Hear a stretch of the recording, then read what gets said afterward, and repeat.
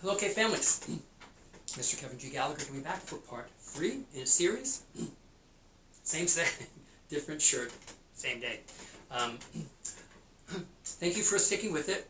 I looked at my time for last week and it was down, went from 19 to 12 minutes. We'll see what we do with today.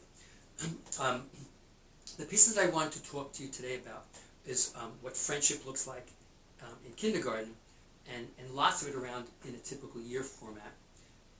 And then making references to the idea of the remote learning piece. The students coming into K, hearts and head can be filled with so many things. And this year will be unique because of the remote learning aspect.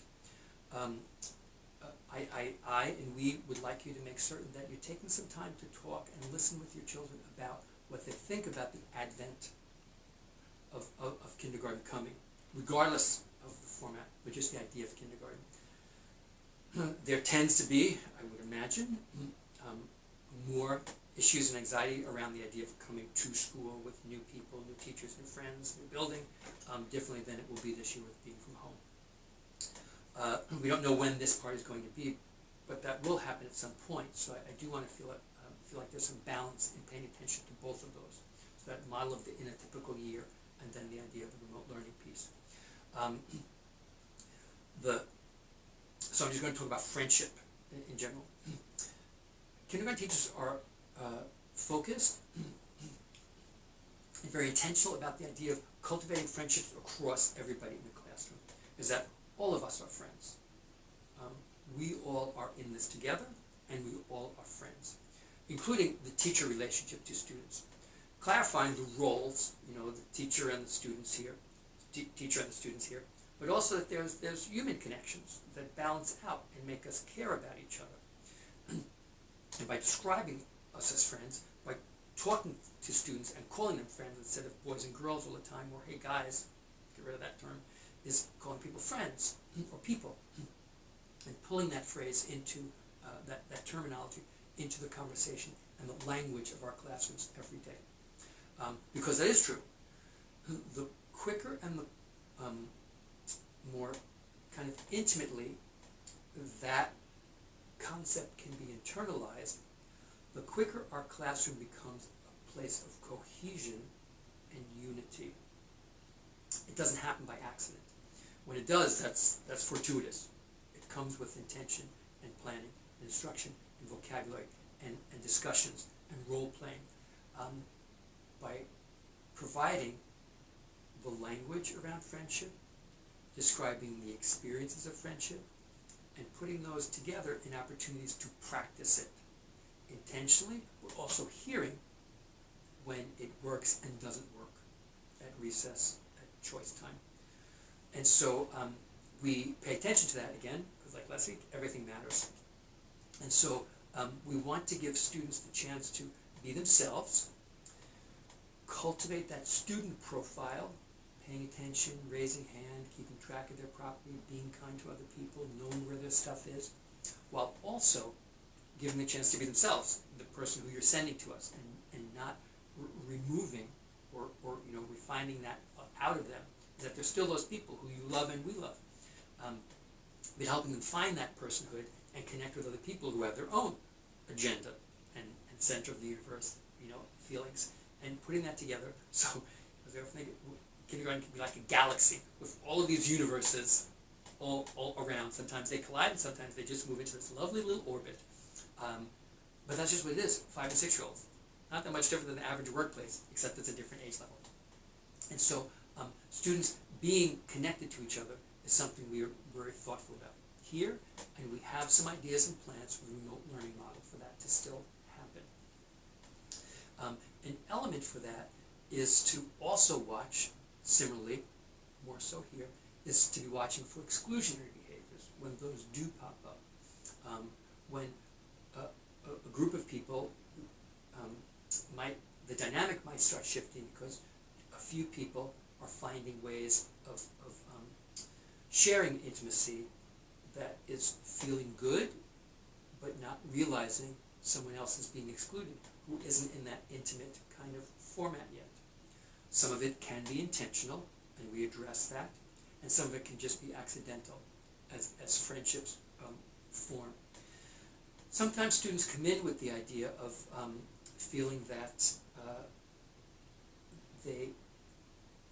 they're a little bit lost, or feeling they have no friends. When you hear that at home, certainly share it with your classroom teacher, but also recognize that's born of, some of it is born of the fact that they very often just left a preschool where they were top dog, top of the totem pole, knew everybody, were charming and charmed by everyone. Everyone, knew them inside and out. They had their pack of friends who may or may not be in the same school, let alone the same classroom.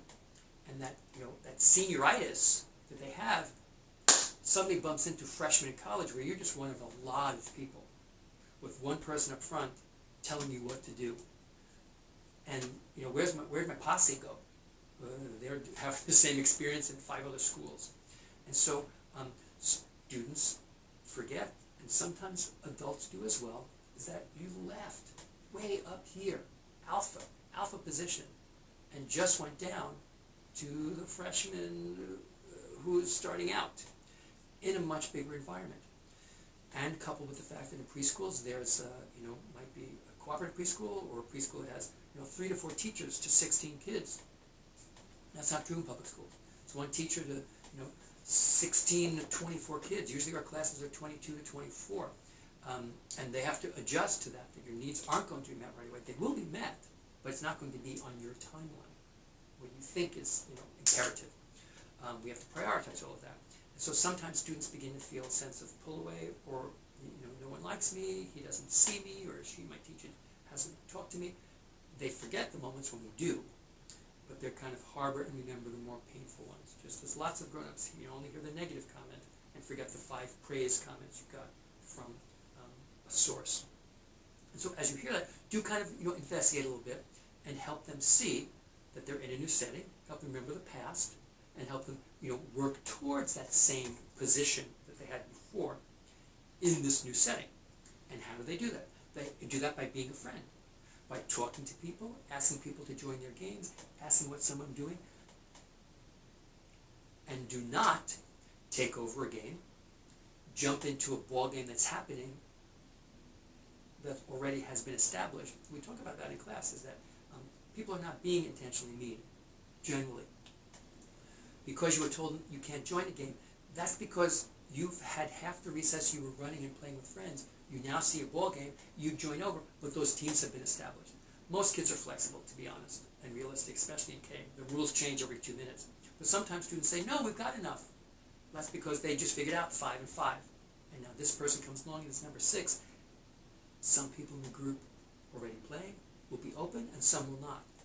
And that person who comes in late feels that they have been, wronged because they weren't allowed to play. And that's some of the investigative conversations we would have in class is, well, tell me what you walked up to. What was the game like? Did you ask anyone if there was an open position?